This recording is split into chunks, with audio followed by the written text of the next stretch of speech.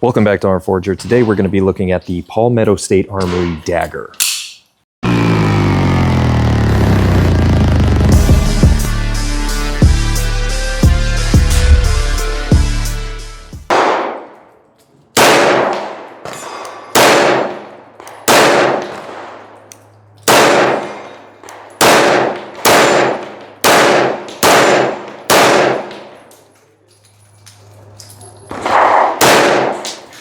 This is the compact version. I do have a comp on here. It's actually pretty nice. It's made for the Dagger specifically, and this one isn't through Palmetto. I got a light laser combo on this. It's actually pretty fun. That's great for the range. I'll leave a link for this if you're interested. And we got the CV Life green dot. This is the RMR cut, so it directly mounts here, which I really appreciate. I don't like messing with the plates at all. Now, as you can see, it's irons forward. I'm going to do a video on that and specifically why I appreciate irons forward opposed to the irons being behind the optic. If you really hate the irons forward, you do you. That's a video for another time.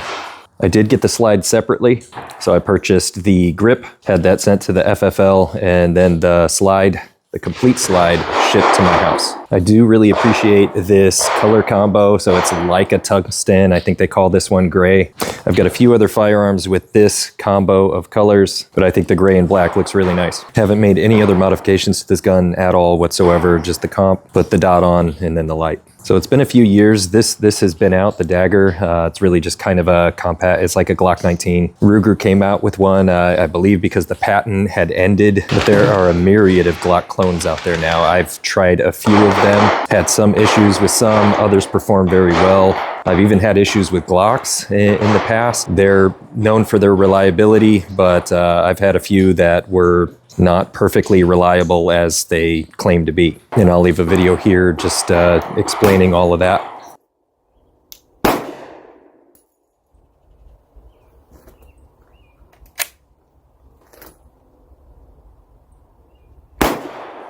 And displaying how even Glocks do malfunction. People get really fired up if you do not lube up your brand new gun. I don't know, I've ran them dry before and it's not really a big issue for me. I don't really care.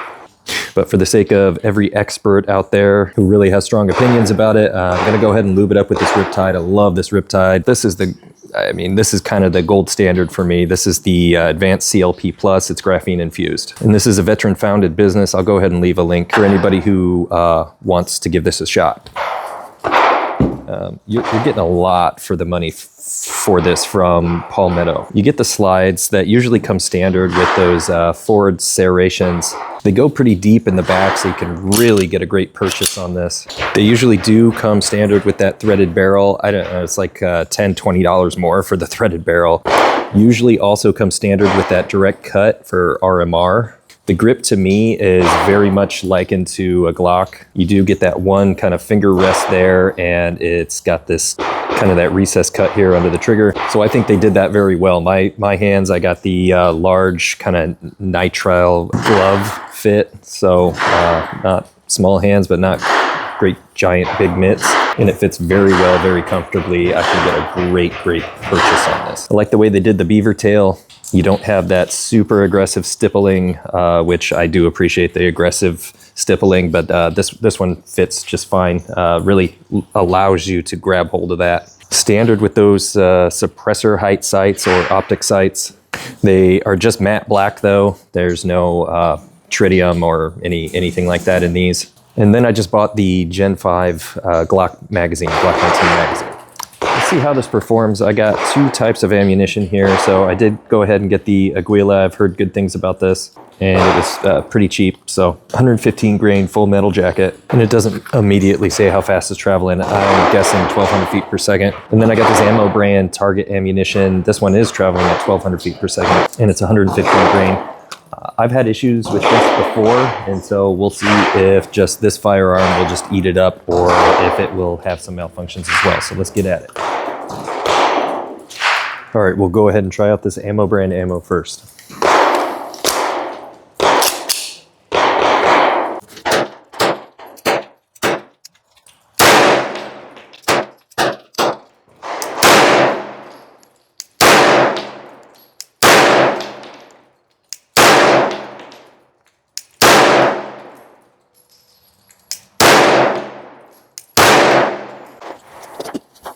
Cycled through it all, so that's good.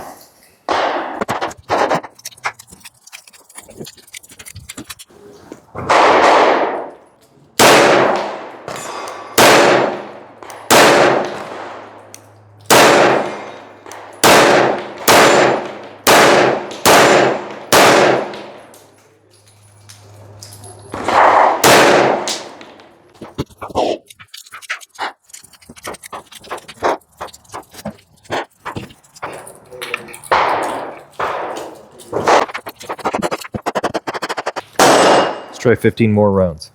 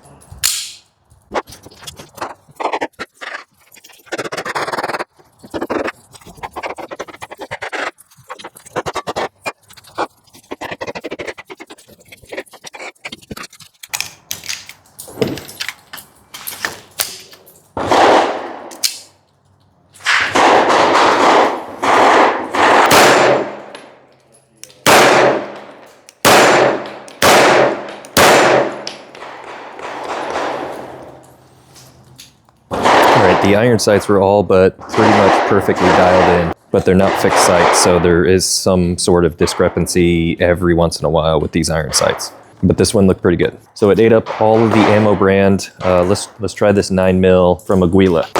We'll go 15 rounds. We'll see what we can accomplish as far as accuracy.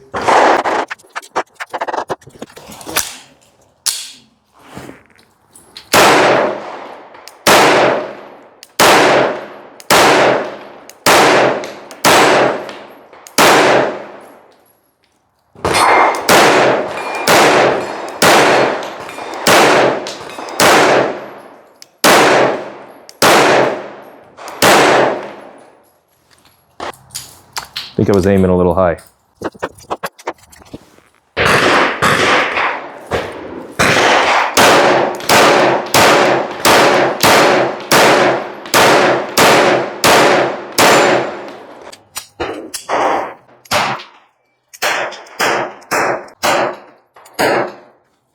All right, so these were my first shots, first impressions. Didn't have a lot of time to dial in the accuracy or get really quick with it. This is the first time I've ever shot a Dagger. It is very much likened to a Glock 19.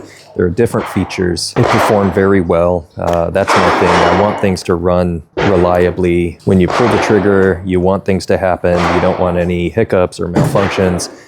This one did very well with this very cheap ammunition. Color me impressed. I had heard horror stories about these Daggers, especially early on. Like I said, it's been a couple of years now. They probably ironed out all the kinks. If I could rate this, I'm going to give it 10 out of 10 banana stickers.